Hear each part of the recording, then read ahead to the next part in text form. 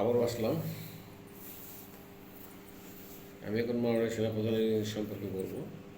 ওয়াকার স্যারকে বলবো, স্যার আপনি আপনি যে আজকে মিটিং করতেছেন এইটাও এই যে অনলাইনে এসে গেছে যে ইউটিউবেতে একজন বললো কয়েক ঘন্টা আগে দেখলাম, তার সাথে ওই পিনাকি সাহেব আছেন। তাহলে এই কথাগুলো কেমনি আসলো যে আপনি বিভিন্ন সেনাপ্রধানদের অবসরপ্রাপ্ত সেনাপ্রধানদের ডাকছেন তাদের বিচার করার জন্য? আপনাকে তো আমি সেদিন বলছি স্যার, যে সবচেয়ে শত্রু হলো নুরুদ্দিন। আজকে সেনাবাহিনীর এই অধঃপতন আনছে নুরুদ্দিন, তাকে কি ডাকতেছেন না? এখন ওর লাথি মারে বার করে দেন, ক্যান্টনমেন্ট থেকে বার করে দেন, প্রয়োজনকে গুলি করেন, পুরো সেনাবাহিনীর সংস্থা ধ্বংস করে দিচ্ছে। আরও সামনে কত অফিসার যে বরখাস্ত হবে চাকরিতে কোনো হিসাব নেই। আমি হুঁশিয়ার করতে পারছি, সতর্ক হয়ে যান, সেকেন্ড লেফটেন্যান্ট শুরু করে উপর পর্যন্ত অফিসার এবং প্রত্যেকটা বাহিনীর, পুলিশ, বিডিআর, আর্মি সহ এবং প্রশাসন, সিভিল প্রশাসন। আপনারা কেউ হুঁশিয়ার করে হয়ে যান। আপনারা নিজেরা দরকার হলে আপনারা আন্দোলন তো করা যায় না, আপনারা দাবি করেন যে আমাদের চাকরি কোনো দিন কেউ খাইতে পারবে না, খাইলে আমরা পুরো বাহিনী আমরা চাকরি বাদ দিয়ে চলে যাবো। এটা তুলে ধরেন যে কোনো রাজনীতিবিদ আসে আপনাদের চাকরি খাইতে পারে না এবং অযথা কোনো হুকুম দিতে পারবে না, যেটা অনিয়ম। এটা আপনারা তুলে ধরেন, বুঝছেন? নাহলে আপনার বেচা কারে যে এই বড় বড় অফিসারদের হাতে হ্যাঙ্গা পড়েছে, এটা লজ্জার বিষয় না? তো মাননীয় সেনাপ্রধান আপনাকে বলছি যে আপনি একটা ডিভাইস বসান, এই সমস্ত কারা বাহিনীর কথা বলতেছে এবং অবসরপ্রাপ্ত লোকগুলার এই যে আসলে এসে একটা ভুল করে গেছে, এই ডিওএসএস ফিওএসএস এই অফিসারগুলো কোয়ার্টার দেওয়ার জন্য আজকে সিকিউরিটি সেনাবাহিনীর বিরুদ্ধে বাইরে আছে সব বাইরে। এটা ওটা ভুল করে গেছে। আপনার কোনো বিলাসিতা বিলাসিতা করে ফাঁকে ফাঁকে গোয়েন্দাগিরি ডিউটি করে আপনারা সেনাবাহিনীকে ধ্বংস করবেন? হ্যাঁ, এই দেশ সেবক আপনারা, এই দেশপ্রেমী, এই রাজনীতিবিদদের মনে হয় এই যে লুটে বেড়ে খাওয়ার রাজনীতি করেন আপনারা। এই যে বহুত মুক্তিযুদ্ধ আছে, ধনী ব্যবসায়ী, বহুত কিছু আছে, তারা কোনদিন মুক্তিযোদ্ধা যে ভাতা নেয় এটা কি তা অন্যায় করে না? দেশকে ভালোবাসলে তো ভাতাটা চেঁচাই দিত। আর বেটা মুক্তিযোদ্ধা আমিও ছিলাম, হয়তো ওই পার যায় ট্রেনিং করিনি, কিন্তু এই দেশে মুক্তি খাওয়াইছি, পড়াইছি, নিয়ে গেছি, মিলিটারি দাবার খাইছি, ডিউটি করছি, এক জায়গা আর পাঠাইছি, পুকুরে চা মাছ, যে বড় বড় হাড়ির চাউল তো সব শেষ করছি। কই আমি তো সার্টিফিকেট নিয়ে নিই, আমি নিতে পারতাম। কত ভুয়া মুক্তিযুদ্ধ আছে। ভালো দেশকে ভালোবাসি, মানুষকে ভালোবাসি, তাই এগুলো নিই নি। রাজনীতিবিদরা দেশকে ভালো না মানুষকে শুধু বড় হওয়ার জন্য কোটি কোটি টাকা অর্জন করে দেশ বিদেশে চাইব, মানুষকে প্রয়োজনে মারবে, এই হলো তাদের ব্যবস্থা, বুঝছেন? তো যাই হোক, আমি মাননীয় সেনাপ্রধানকে বলবো যে স্যার আপনি একটা কথা তাদেরকে বলবেন যে সেনাবাহিনী এবং তিন বাহিনীর বিচার হবে বাহিনীর ভিতরেই। কেন হবে? Who has been approve it, who has been approval by the government. এমবিএমএল কিছু রাখা হয়েছে, মিনিমাম বাংলাদেশ মিলিটারি ল, এটা কে পাস করছে? Who have been pass this. তো এইটাই হলো বড় আইন। এর উপর কোনো আইন আছে? আন্তর্জাতিক আইন কি? আন্তর্জাতিক আইন নিশ্চয় বড় আইন হলো মিনিমাম বাংলাদেশ মিলিটারি ল। তাই এটা আর্মিতে কেন দেওয়া হলো? যদি আর্মি হয়ে আর্মি অফিসার বিচার করবে, আর্মি সব কিছু তারা করবে, বাইরে কোনো বিচার হবে না। কারণ বিচারের শেষে জেলখানা, সে বাইরে জেলখানা আছে, জেলখানাতে পাঠায় দিবে। তাহলে এই এই বইটা কেন যাতে এই বইটা আজ থেকে উইথড্র করতে বলে? তাহলে এই বইয়ের কোনো দরকার নেই। এমবিএমএল, এআরআই, এই পাবলিকের মতো হোক, পুলিশের মতো হোক, সিভিল প্রশাসনের মতো হোক। হ্যাঁ, এই এমবিএমএলগুলো থাকার জন্য, এই ইয়েগুলো আইনগুলো থাকার জন্য সেনাবাহিনীতে দুর্নীতি হয় না। যে বাহিনীতে, যে ডিপার্টমেন্টের প্রধান আইন প্রয়োগ করে চাকরি খাইতে পারে সেই সংস্থা ভালো চলে,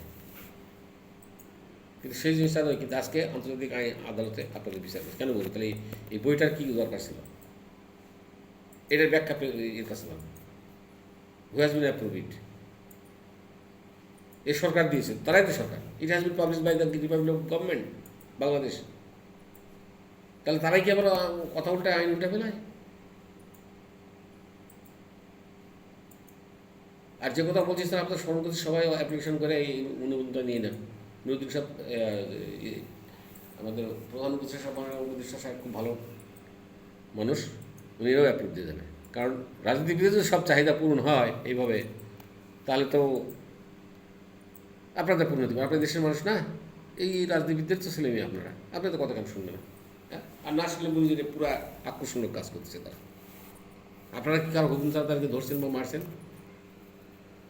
আর একটা জিনিস বলে, আয়নাঘরের কথা। আয়নাঘরের কাজ হচ্ছে যে বহির্বিশ্বের কোনো শত্রু বা এজেন্ট এই দেশে আসলে তাদেরকে ধরে সেখানে রাখে এবং তার সাথে রাষ্ট্রে যদি কেউ জড়িত থাকে তাদেরকে ওখানে রাখার কথা। আমি তো জানতাম যে ওখানে 5-10টা রুম ছিল মাত্র, তো এখন দেখি যে বহুত রুম বলতে এই রুমগুলো কে বানাইল? এটা হাসিনা শুধু তার স্বার্থ সিদ্ধির জন্য, সেনাবাহিনীকে অধপতনের জন্য এই কামগুলো করছে। সে দেশে ক্রিমিনালকে ধরবে, ডিবি আছে, এসবি আছে, ডিএসবি আছে, পুলিশ আছে, এনআই আছে, সেখানে ধরবে, সেখানে তারা রাখবে। কোথায় রাখবে? মাথার মধ্যে রাখবে না, কোলের মধ্যে রাখবে না, পানিতে রাখবে না, ঘরের মধ্যে রাখবে, ওদের ব্যাপার ছিল। It is mated by that another person. এটা কেন করছে? শুধু তার স্বার্থের জন্যই। তাই তো রাজনীতিবিদ, আমি তো রাজনীতিবিদ, তো সে তাদের স্বার্থের জন্য এরকম করছে। তার ভাই কি মামা ফুফাতো ভাই, যে কী সব নাম ওগুলো, তাদেরকে দিয়ে এগুলো করাইছে। সামরিক বাহিনী পুরো বিডিআর ধ্বংস করছে। এটার কারণটা কি? কেন ওইগুলো করবে? উনি আসছে 5 বছর জন্য থাকবে, আবার 10 বছর আবার থাকবে, ভালো কাজ করে চলে যাবে। হ্যাঁ, তো এইগুলো করে দেশটাকে কেন ধ্বংস করা হচ্ছে? আমি সেনাবাহিনী স্যারকে আবার বলছি, আপনি যে মিটিং করছেন এখানে সেনাপ্রধানের কোনো এই নুরুদ্দিনের বিষয়গুলো শুনতে যেয়ে কিন্তু আপনি আজকে বিপদে পড়ছেন। দেখেন, আপনি কিন্তু সবাইকে বাঁচাতে চাইছিলেন, বুঝছেন, সেনাবাহিনীর, কিন্তু শেষ পর্যন্ত আপনি বিপদে পড়লেন। আর বাইরের পাবলিক খুব খুশি। ওই যে 5 জন আছে না, 7 জনে যে প্রধান উপদেষ্টা আছে, অত মনে এই দেশে বড় বড় মন্ত্রী হবে, বাইরে যারা আছে, ওই যে লাগানো খসানো দল, ওরা আগে এটা প্রচার করে দিল যে আপনি ওই মিটিং হচ্ছে, সেনাপ্রধান অবসরপ্রাপ্ত যারা তা আসতেছে। এগুলো কেন বাইরে আসে? এটা আপনার তো বিপদ হয়ে গেছে। ওই যে একটা কথা আছে না, যে ব্যক্তি সবাইকে নিয়ে খাইতে চায় সুখে শান্তিতে, সেই ব্যক্তি নিজেই ভাত পায় না। তা আপনার কিন্তু ঘটনা তাই হয়েছে। আজকে তো আপনি আকাশ থেকে পড়ে গেছেন। আপনি দেশকে বাঁচানোর জন্য কথা করছেন, আবার সেনাবাহিনীকে বাঁচানোর জন্য করছেন। আপনি কি নিজের জন্য কিছু করেন না? করে তো সেই সময় তার সাথে হাসি চলে যেতে, না হলে তার সাথে মাস্টারদের দেশটা শাসন করতেন। কিন্তু সেটা তো করেন নাই। আপনি চাইছেন দেশের মানুষের ভালো থাকবে, তখন নিজের বিরুদ্ধে করে গেলেন। এখন ওদেরকে বলেন যে এমএল কেন চালু করা আছে, তাহলে আমরা বিচার করতে পারবো এটা কেন আপনি অ্যাপ্রুভ করে দিচ্ছেন, এটা ধরেন। কারণ ট্রাইব্যুনাল কিছুই না, হাসিনা ট্রাইব্যুনাল ছিল, তারা মানে নেই। তাই যদি ট্রাইব্যুনালে অন্যান্য রাজনীতি কেন মানবে, আপনারা কেন মানবেন? কখনোই না। 2 নম্বর,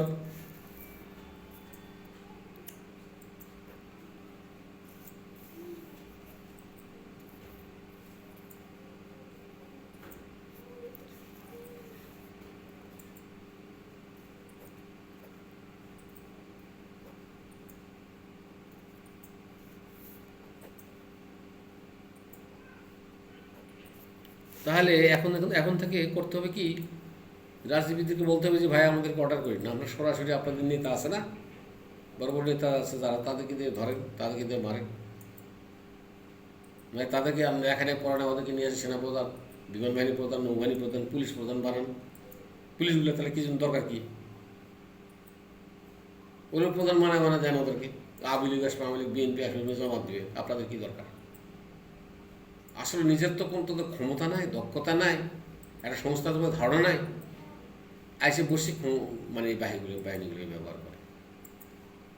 হ্যাঁ, এটা হলো মির্জাফর জাতি, বুঝছেন স্যার, চরম মির্জাফর। এখন আমাদের একটা কাজ আছে, যেটা বলেছি যে এইভাবে অনুমোদন নেন সুপ্রিম কোর্ট দেওয়া।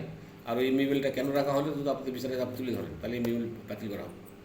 পৃথিবীর সব দেশে আছে এটা, minimal of Bangladesh military law, minimal of Pakistan military law, minimal of British military law, minimal of American military law, minimal of British military law, minimal of Europe country military law. তাহলে কেন এটা থাকবে না আমাদের দেশে? উইদাউট কনসার্নিং অফ মিনিমাল তারা কেন এই কাজ করতেছে আপনারা ধরেন। আর ওরা যে ঘুরে যাচ্ছে বিচার, ওদের ভয় নাই। এরপরে যে ট্রাইব্যুনালে যারা আছে, বা ওই যারা উকিল হিসাবে দায়িত্ব পালন করতেছে, বিচারক যারা আছে, সংসদ যারা, তাদের যে বিচার হবে না, তা কেমনি বুঝবেন? এই জন্য সকল সামরিক বেসামরিক বা সরকারি সংস্থা যারা আছে, সকলে আন্দোলন করেন, করে বলেন যে আমাদের এটা পাস করতে হবে, যে আপনারা কোনো চাকরি আমাদের খাইতে পারবেন না, কারো চাকরি খাইতে পারবেন না, বদলি করতে পারবেন না, পোস্টিং করতে পারবেন না। আপনি হয়তো প্রমোশন হবে না, নিচের তো সুপারিশ যাবে, যাক দেওয়ার দরকার দেবেন, না দেবেন। এবং সুপারিশ একজনের জন্য হবে না, 5-10 জন প্রথম স্তরের যারা কর্মকর্তা থাকবে তাদের সুপারিশ পরে হবে। তাহলে কী হবে সুবিধা, রাজনৈতিক দলেরাও নিরাপদ থাকবে, আপনারাও নিরাপদ থাকবে। রাজনৈতিক দল বলবে যে না আমরা তো এটা করি না, আপনারা তো করে দেন, আমরা শুধু অনুমোদন দিই, বাস বেঁচে গেল।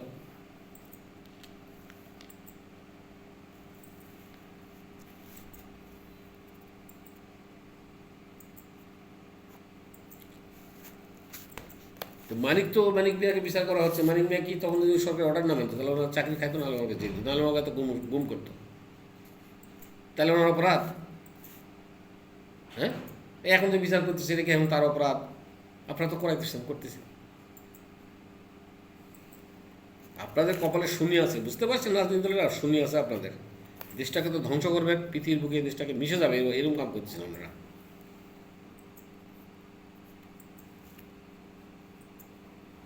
আর আমি বলবো সেনাপ্রধানকে, অবশ্যই স্যার এই নুরুদ্দিনকে সেনাবাহিনী কেটে মারতে পারবেন, অবাধ্যতা ঘোষণা করেন। এই আরও কোন ধ্বংস করবে, কত বড় মির্জাফর, সেই 90 সাল থেকে তার বুদ্ধিতে এই আজকে কত বছর হয়ে গেল, 30 বছর। সেনাবাহিনীকে আউট, সেনাবাহিনী আউট, সেনাবাহিনী আউট, নৌবাহিনী আউট, বিমানবাহিনী আউট, বিচারক আউট, বাহিনীর প্রধানগুলো আউট করছে। এই বেয়াদবটার মুখের মধ্যে জুতা মারেন সবাই মিলে, জুতার মালা গলাত লাগান, সারা ক্যান্টনমেন্টে ঘোরান। আর অফিসার যারা আছে তারা আপনার হুঁশিয়ার হয়ে যান, কারণ আপনার ছেলে মেয়ে বাহিনীতে আছে, ওদের কিন্তু অবস্থা হবে, বুঝছেন স্যার? দয়া করে আপনারা এগুলো প্রতিবাদ করেন। কিসের বিচার? সেনাবাহিনীর মধ্যে বিচার হবে। আর আমি যেটা বলতেছি যে এখন যেটা পিনাকি ভাইকে বলতেছি, পিনাকি ভাই আপনি একটু মুখ সামলাটা কথা বলেন ভাই। আপনি যেভাবে বলতেছেন মনে হয় যে সেনাবাহিনীরাই বোধহয় রাজনীতি করে আসে, দেশ চালাইতেছে, ওরা রাষ্ট্রনায়ক, ওরাই সব, ওরা এমপি, ওরাই ওরাই এই ওরাই হলো মনে হয় যে প্রধানমন্ত্রী, প্রেসিডেন্ট, তাই বলতে চাচ্ছেন আপনি। এরকম বলা ঠিক না ভাই।